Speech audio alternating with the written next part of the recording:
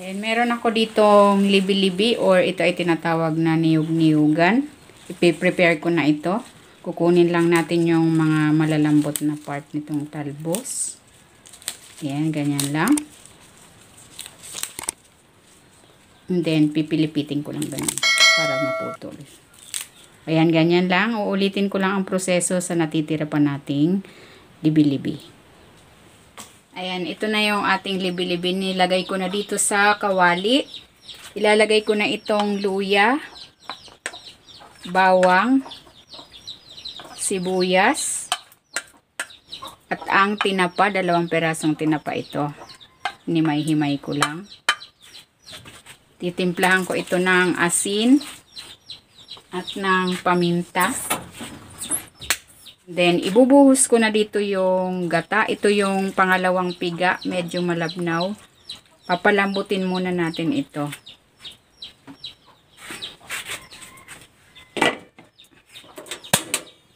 Ayan, lulutuin natin yan hanggang sa matuyo yung gata.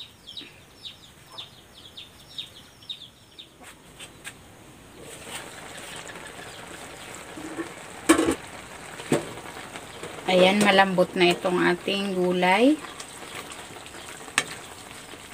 Itutuloy ko pa ang pagluto nito para matuyo yung unang gata na inilagay ko.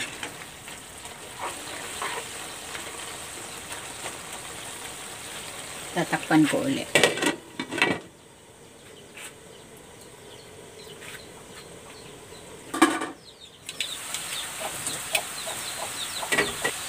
Ayan, tuyo na yung unang gata. Ilalagay ko na itong coconut cream. Ito yung unang piga, malapot.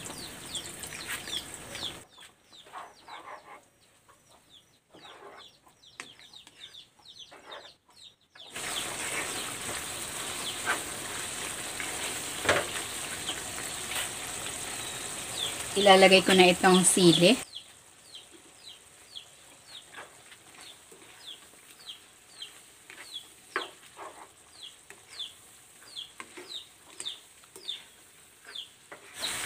Ayan, luto na itong ating ginataang lubi-lubi. Hahanguin ko na ito.